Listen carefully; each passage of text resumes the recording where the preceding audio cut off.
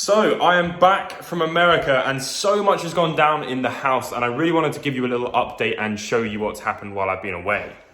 So as you probably saw there whilst I was walking around, the walls are now the colour of my feces. Now this is plaster, so when plaster completely dries it goes like a really light colour like this. You can see this is where they've had to tape up the walls and then plaster over it. That's obviously the two different boards that they've used for the plaster board. But yeah, you can see here, everything is drying really well. Obviously they've done this wall and this ceiling first because everything else has taken a little bit longer to dry. But as you can see, the walls are now one big seamless long thing, and that is a very sexual sentence. But I'm really happy with the amount of work that's gone down since I've been away. I've been putting this off for a little while because it's incredibly messy, and obviously I've had to clear out the whole room, and I wanted to just try and relax in the house a bit for a while before doing all of this. But whilst I was away for that weekend, it was a good time to get it all done. So massive props to Rob and his boys for plastering this because it just looks absolutely fantastic. And these people are the best of the best. You know, some of the best people who do this I would say in the whole of the UK. Like, I've seen some pretty shoddy work. Unfortunately, a friend fell victim to that. Yasmin, I know you're watching. If only you had Rob, because look at this. This is just insane.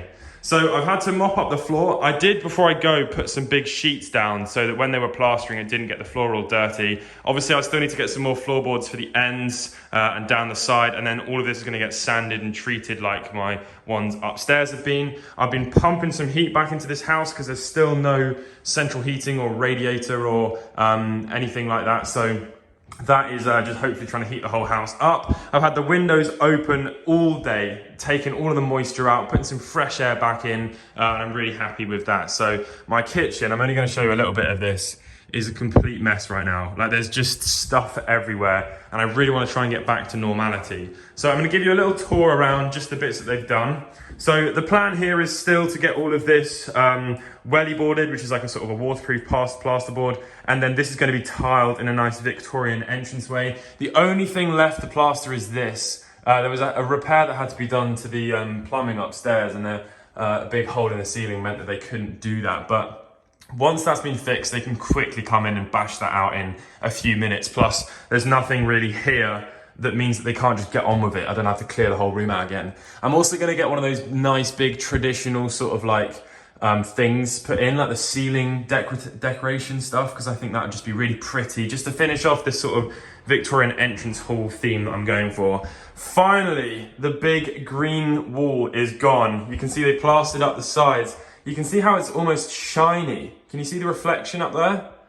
That is because they're razor sharp plastering tools. Literally, if it's good enough, will make it so smooth that it's shiny, which is just insane. Because essentially, think of this stuff as a sort of like a water, like rock. And then the water obviously dries and you're left with the rock. So it's essentially like a rock. So you go up here, all absolutely seamless. This is all still sort of dry. You can see some more of the reflections there that I was on about. Absolutely amazing. I've been mopping everything several times just to try and clean it all. And it's looking really good. This wall here and the ceiling, this wall here and this wall here had already been plastered, but the ceiling and all of this over here hadn't. So that is now all done. You can see how they've done that. Obviously we had to jig a bunch of walls around here, so we have had to have a bit of a sort of a step, and that's for the waste pipe to go up to get some of the fresh air and ventilation stuff. Still need the new banister, and there'll be a side banister thing put down the side there. You can see where the old one was. They had to fill that up and then plaster over it again. So yeah, I mean, look at that. I really want to get my studio back to normality as well. If I show you just a little bit of that, you can make out that there's literally no floor space. There's boxes all over the place. But yeah, I mean, wow. So obviously I ran through some of the remaining things to get done, but for the most part, all of the major stuff is done. If you think people buy houses and they put carpet on the floor, they put paint on the walls, that is the position that this house is in now. It needs whatever done to the flooring that's preferable to the owner, and it needs the walls painted. So we are pretty good. We are really good, actually. This is fantastic. I really can't believe just how much of a difference plastering the room can feel. It feels cozier, it feels more structurally sound. I know it doesn't make any difference, but it just feels all more sort of tied together into one big part of the world that exists.